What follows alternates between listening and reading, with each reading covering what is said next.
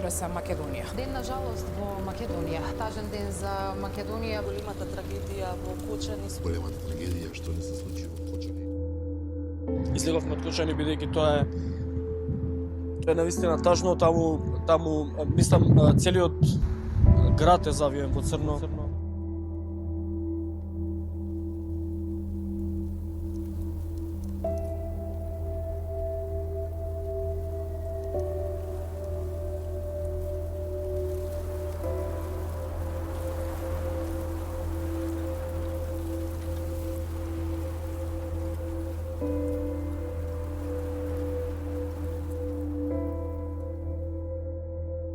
Јас сум Драган Апостолов, командир на територијалната противпожарна единица во градот Кочани. За неминлиот настан разбрав со повикот на командирот на смена,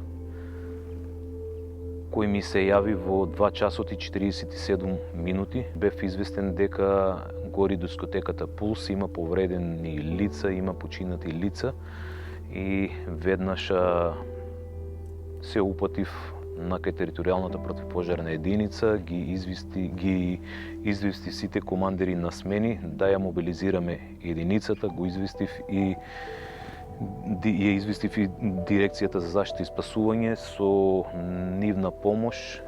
Побаравме помош од соседните општини Штип, Проби Штип, Виница, Свети Николе, каде пристигна на самиот настан. Единицата беше мобилизирана со сите расположливи средства, бевме упатени и го гасевме пожарот, ги евакуиравме и ги вадевме повредените лица и починатите лица од дискотеката. Од сите страни действувавме со вода, а имаше и екипа каде што бев и јас внатре, што ги вадевме повредените лица до самите скалила на дискотеката, каде што беа потоа преземени од службите и од луѓето кои помагаа надвор. Повредени имаше 3 лица, од кои бев и јас, едниот со повреди на лицето, изгореници на раците и проблеми со белите дробови, оттежаното дишење и бев хоспитализиран во болница, каде што бев на лекување 11 дена. Ми текнува на една мрачна слика, на еден катастрофален ден, поминат во лелек, во плач и од наша страна, и од родителите кои си ги бараа дечињата.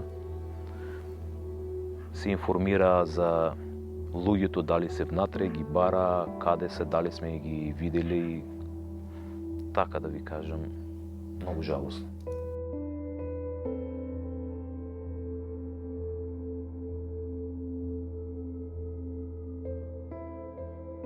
Не знам никако со кои зборови да го опишам тоа и чувства и таа слика која ја видов тој ден овде во Кочани и деновите после во Кочани.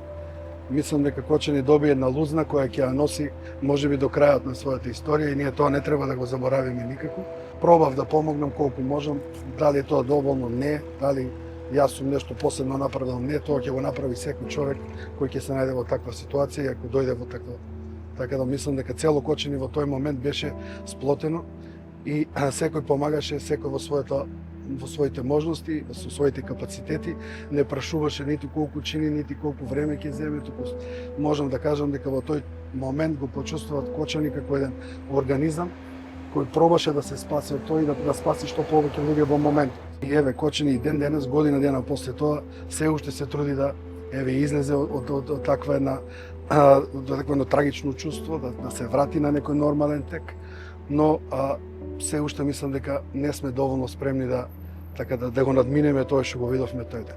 Мојата мисла беше да останам прибран, бидејќи мислам дека само прибран може да помогнеш на што повеќе луѓе во тој момент. И мислам дека емотивно можеби нема многу, не треба да дозволам да ме тоа засегне толку многу за да можам да бидам оперативно способен.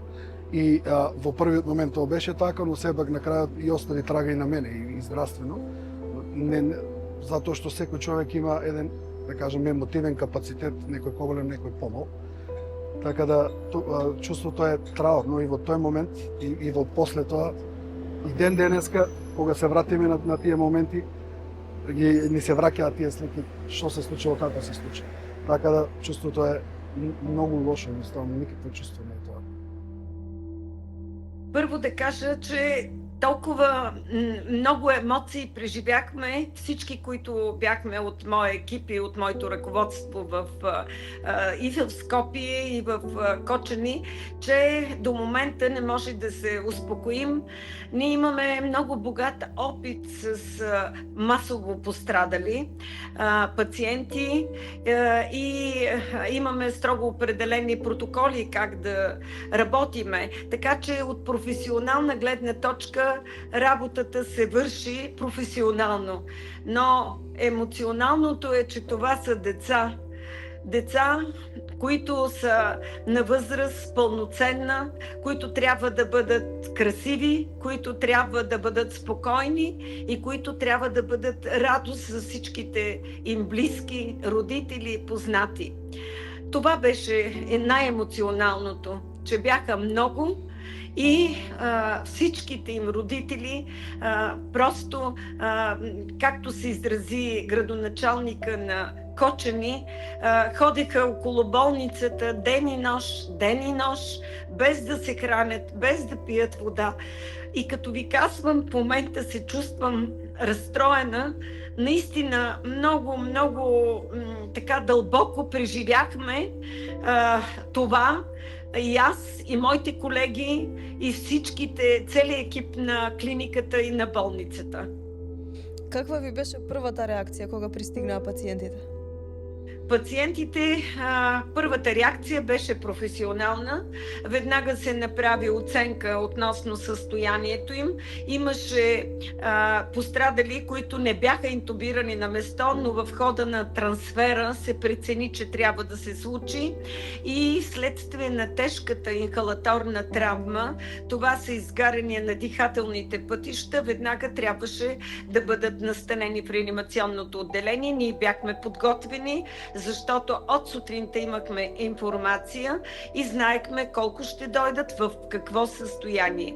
Искам да кажа, че съм изключително благодарна на колегите от Скопие и от всички болници, които са оказали помощта на място, най-вече в хирургичен план, защото това беше много важно да бъдат транспортирани по всички правила на изискванията на изгорели и по този начин ние можехме да пристъпим веднага към оперативно лечение, което е най-важното за оживяване на пострадалите. Така че тези хора, всичките колеги са си свършили работата по най-перфектния начин. Това е много важно, защото в условията на много пострадали е много трудно и аз го знам, защото ние имаме богат опит, както ви казах, с такъв тип пострадали. Така че всички, и те, и ние продължихме и ще продължим да лекуваме децата, за сега вече да се справим с техните функционални увреждания, естетичните проблеми, защото това са млади хора и те трябва да бъдат в обществото, така както са били по-рано. Голема човечка трагедија, каде што бевме присутни уште од самиот старт во болницата, Општа болница Кочани, и сите кои бевме присутни, не само волонтерите и вработените, туку и другите лица кои беа присутни таму, чувствувавме една огромна тага, затоа што навистина беше специфична ситуација, но сепак можам да кажам дека нашата тага не можеше да се измери со тагата и болката на семејствата кои изгубија член во тие моменти.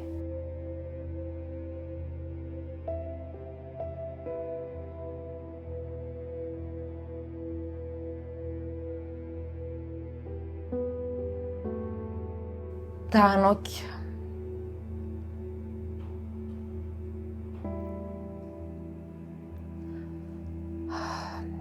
телефонот кога прв пат ми задзвони, не успеав мојот телефон да го најдам.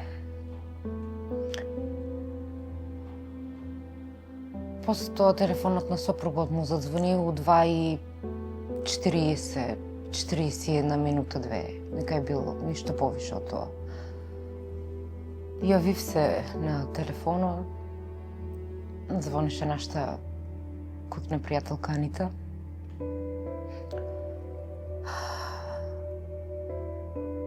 Низината ќерка Бела и се јавила и кажала дека дискотеката Пулс горе. Првото нешто што ми дојде на памет, затоа што Надица у петок вечерта беше излавала и у саботата се бевме договориле дека нема да излава, нема да оде на Диско. Нема да оде на концерт на ДНК. И она рече, мама, ако одат сите, ќе одам и јас од друштвото. Отрчав до детската соба за да видам дали е таму или не е. Оти претходно кога се чувме, у 10:20, она беше више излезена и ми рече, мама, ако одат сите, ќе одам и јас. И јас си кажав, ако не најдете превоз за да ве одведат до дискотеката, звони ми слободно, ќе ве однесам јас. Но она не ми звони. А јас сум заспала и тоа беше повиков што не разбуди. Отрчав до собата, видев дека нема. Право помислив дека е кај тука у близина у нашто мало има една другарка. Многу често знае да одат после излавање и кај неа да седат. Подзвонив на Анастасија и она не ми се јави и знаев дека најца е више во дискотеката. Кога и звонев упорно, знаев дека е толку сериозна работата затоа што она немаше момент да не ми се јаве. Толку бевме што поврзани. Не е битно каква ситуација ќе беше. Дали ќе беше на школа, дали ќе беше излезена со другарките или порука ќе ми пише, мамо, ќе ти звонам за 2 минути или сега сум на час, ќе се чуеме после. И само го разбудив сопруго и директно кренаме на кај Пулс. Сликата што затечеме таму беше хорор. Тоа беше страшно. Сопруга остави колата малце понанадоле, јас почнав да трчам на кај дискотеката, оти полицајците на кружниот тек не му дозволија да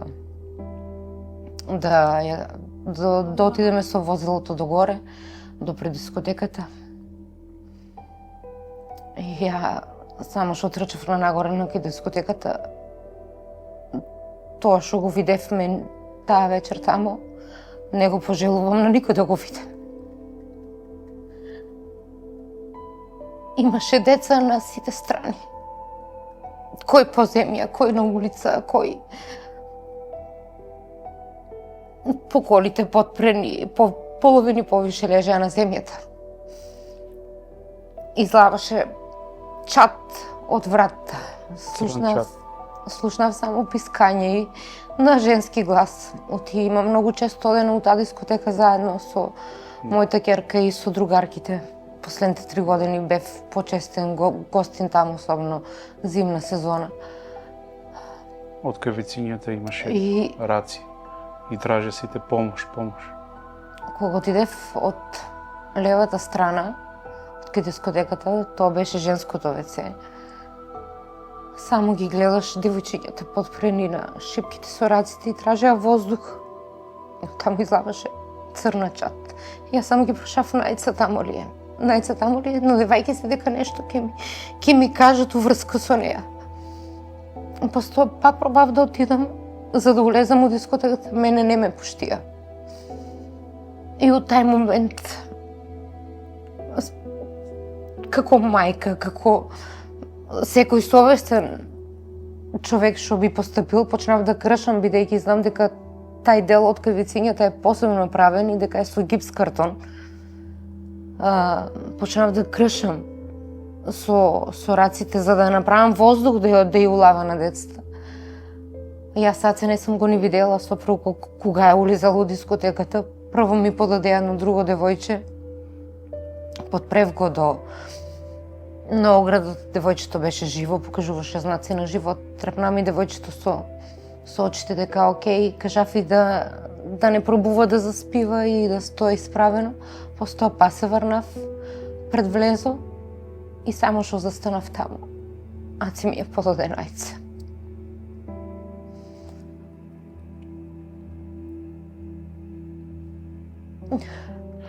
Јас го влеков во дискотеката меѓу двете врати,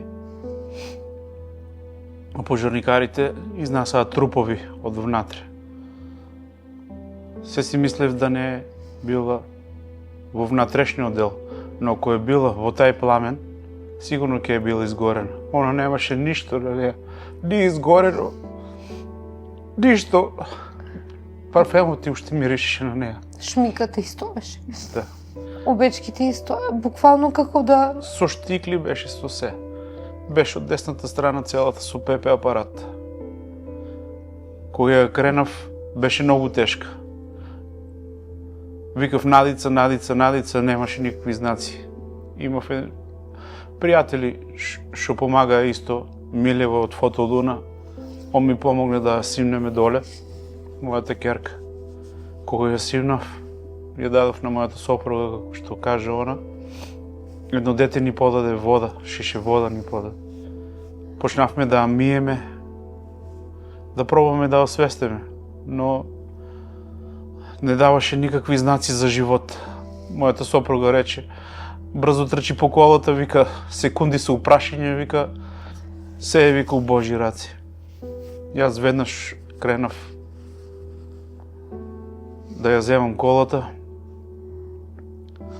Кога ја зедов колата, више полицијата даваше да се оде нагоре, бидејќи видеа дека ескалира ситуацијата, дека не може болничката кола и пожарната да ги собере сите. Дозволуваа и цивилните возила да помагат. Додека отидов ја, едно дете извика, Надица отиде со друга кола, вика, може ли ти, вика, други деца, вика, да однесеш, вика. Пошто, вика, он отиде.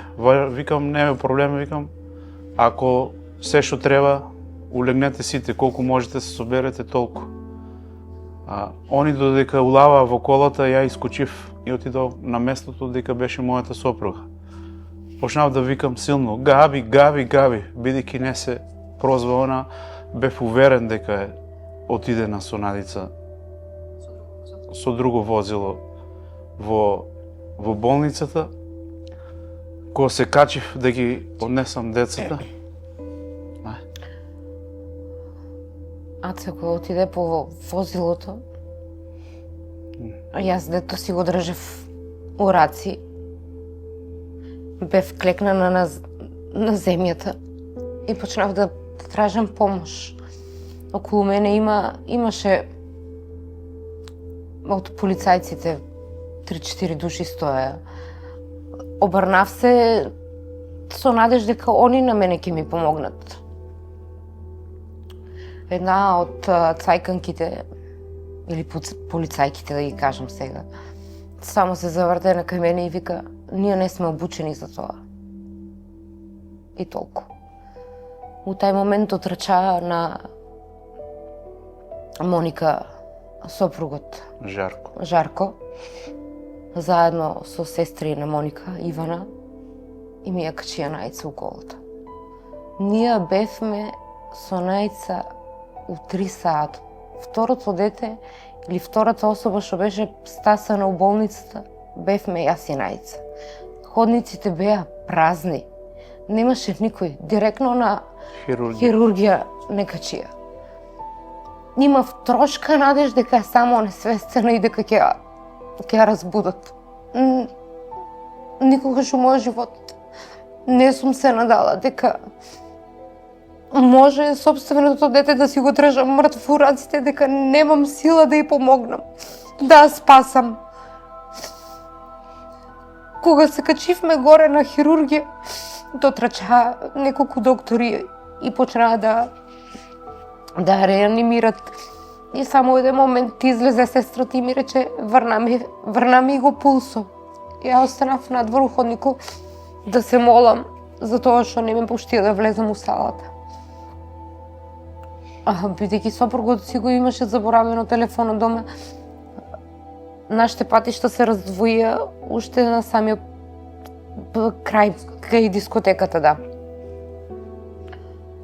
После тој ми го најде телефонот кој да ми подзвони, јас му кажав каде сум, ја се качи горе.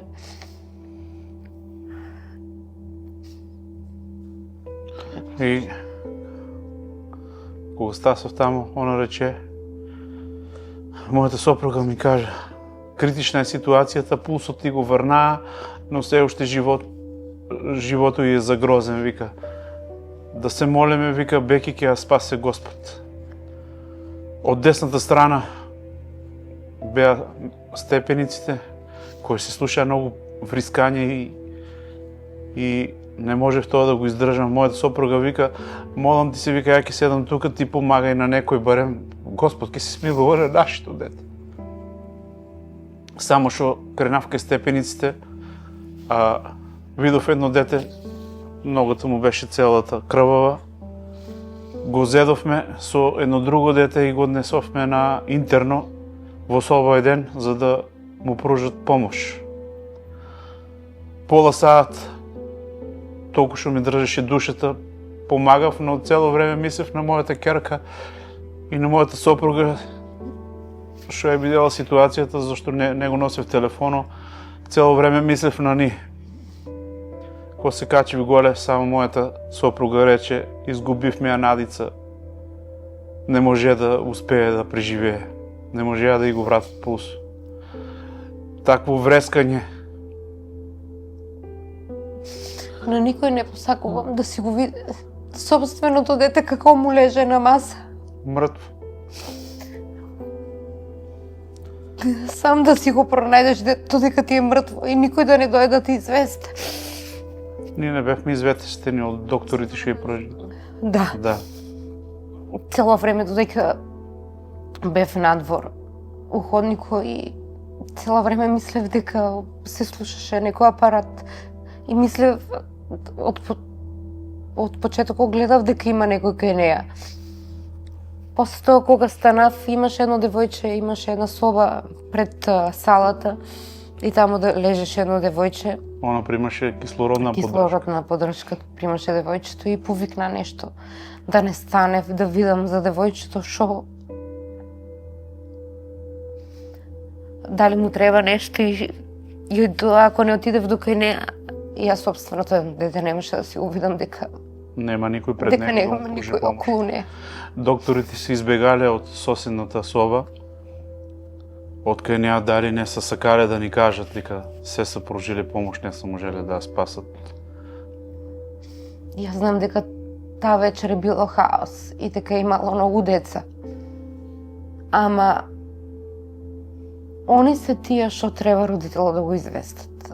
Они се тие што се давале заклетва и дека у било каква е ситуација дека ќе кажат било што. Значи, најболно нешто е тоа да си го видиш собственото дете како леше на масата, да не можеш ти ништо да направиш за него. Може ли да ми кажете една година, еве веќе за некој ден една година? Како се живее сега, след таа трагедија? Никако. Да, нашиот живот фамилиарно е поделен пред трагедијата и после трагедијата. Еве, помина една година, на нас е се потешко и потешко. Лели си верува дека нашето че да го нема. Секој ден мислиме дека ќе си дојде. Дека ќе тропне на вратата, ќе ми зазвони на телефонот. Незината соба уште е запалена светлото. Уште не смее никој да влезе во незината соба. Имаме надеж, но знаеме дека е залуто се. Она година по 20 пати ми звонеше за било шо. Дори некогаш сега и кога ми зазвони телефонот, мислам дека е она.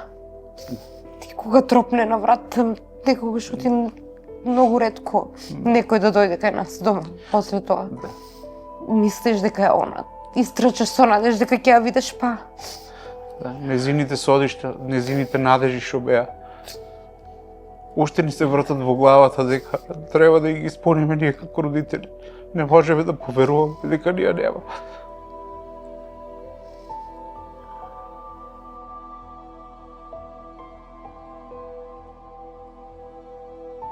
Таа вечер седев дома, синот на компјутерот играеше игрички, и јас кафе. Не, касно беше, него седе и ми задзвони помалата ќерка, плачејќи и врештејќи. Мамо, диското се запали. Моника ја нема.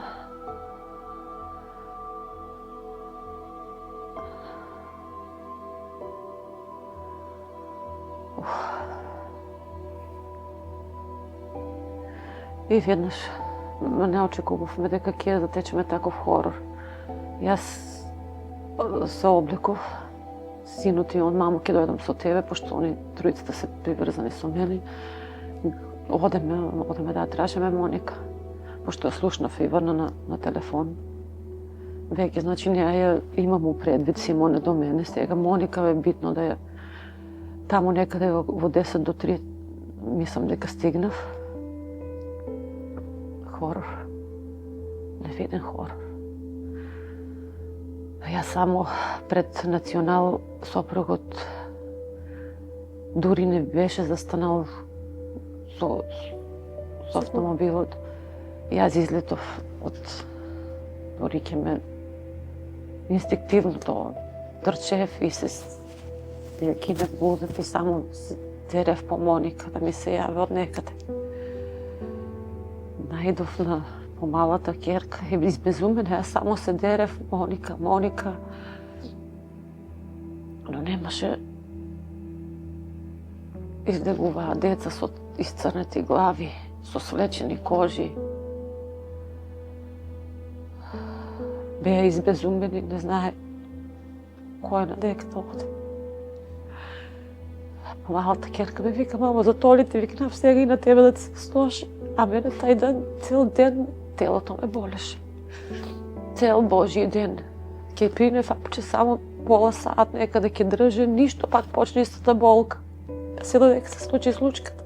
Отко зетот е влезел внатре, ој ја е најдел и многу деца има спасено. И Моника ја е најдел легната на грб со раката вака со телефонот. А била е најдоле згмечена со многу трупови, машки трупови, покрупни. И кога јас ја барав, кога викав по неја, Ивана ме некако најпрво беше паднало едно девојче пред нозите. Јас тоа девојче го земав и го оставив во едно амбулантно возило. Повлече ми Ивана за раката, мамо, најдовме Моника. И ме одвлечка таму кај пожарната стоеше. Моника беше легната долу. Не даваше никакви знаци на живот. А мене тај момент ми престанаа сите болки, значи ништо не ме болеше. И сама ја земав од земјата. Иако тај бе би толкова лакса, дали толкова сила има мртво тело на собственото дете, земав ја сама во раците. И ја држев, си му помагаше за нозите. Некако и мене мислам дека ме подпре на една кола за да можам да ја држам. И не знам, само се дерев по внук ми, по зетот и по сопругот, за да ми бридат од некаде. Бидејќи беше хаос, бевме избезумени, да ми приде, да ја качам и да ја носам, пошто мозок не ми прифаќаше. Јас гледав дека е мртв, али не ми прифаќаше мозок дека е мртв и мислев дека ќе ја спасам. Некако се најдов во еден джип. Симон не можеше да го одвои, сестра му од мене се качи, тој седев и јас ја држев Моника, Симон тука до него имаше девојче со целото исцрнето. Напред седеше Домашко со исцрната глава, тука раката му беше целата, дури и му се коска како мислам дека му се гледаше. Другото дете што возеше било со скршена нога, тие ги е спасил зетот. И беше хаос станато тука пред кружниот кај Булс. И јас само отворим вратата и викам, направете место да си ја спасам Моника. Во меѓувреме синчето што гледал на TikTok како се дава вештачко дишење или како мамо да звонам на брза помош да ти кажат инструкции како да ја дадеш вештачко дишење. Викам, ако не звони мајкино, задзвони и му се јави од штипската итна помош. Они ни рекоа, значи тоа се секундарно одвиваше и пред кружниот тек ни рекоа, не одете Кочани, не одете Виница, одете Штип, преполни се болниците. И јас на детето му викам, дете, запали ги жмигавци, ти можеш побрзо само да отидеш да ја спасам. А бев мислам, гледав, немаше знаци, пулсе ми фати. Вештачко дишење давав, кога го давав тоа вештачко дишење, ја осеќав дека излаваш од тој воздух што ми го враќаше, миришеше на саги. На изгорено на саги миришеше. Али мозок не ти прифаќа дека е мртва, мислиш дека ќе ја спасиш. Во Штип кога стигнавме, јас исто излетав од возилото, синот со мене, мислев дека децата со нас што идеа, дека и они не продолжиле за Скопје директно. А јас прво пристигнав и двајца болничари или не знам вработени од тамука. Јас како што се дерев, помогнете ми, дајте ми интубација. Влегов во болничката, во Штипската болница. И донедо дека се освестија луѓето дека барам помош, придоа ми земаа ми од раците, јас паднав на колената, стреснав со главата. Земав воздух и продолжив таму кај што ја внесоа во таа просторија. Го видов докторот како и дава реанимација, да. Му викам, докторите, мола, спаси ми. Мајка помага, само излези, не ми сметај. И јас излезов надвор, ги видов сите кога се симтаа со куферчија, со тој интубацијата. Ја ставиле на едно креветче со интубација и на кај лифтот отидоа, јас по нив. Синот исто со мене, сопругот и остигна. Така и воспоставивме контакт преку синчето, му реков да каже на татко му, да каже на зетот, за да не бараат по болниците, на девојчето исто, на родителите да се јаве, да каже дека во Штип сме, за да не ја бараат. До лифтот јас кога до таму, и во лифтот не ме пуштија, а Штипската болница не ја познавам, нели, да ја знам. Не знам како успеав да стигнем до таа соба, кај што е за реанимација и го слушав тоа кома, адреналин и толку. После тоа, кога го само прашував вака со разите се ме молам, кажете ми, нели гледав кога ги издаса, никаде не ја видов Моника да ја изнесат, да однесат во друга болница. Само ги прашував, ќе ме молам, кажете ми само за Моника, сите бега.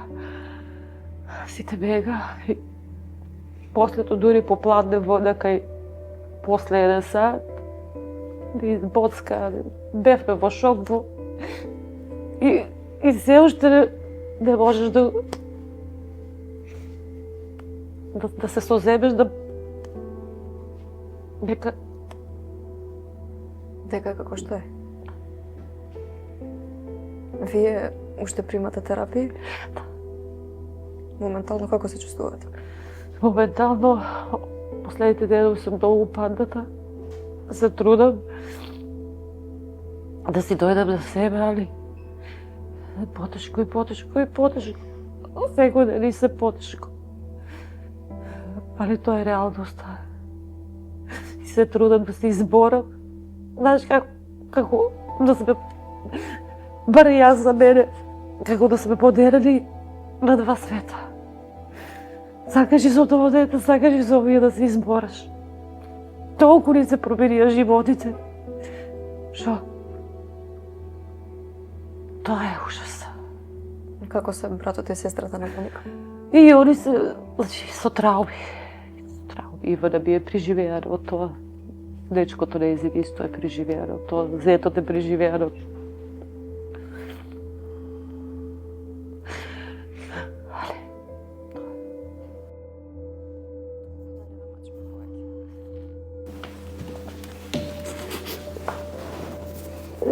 Али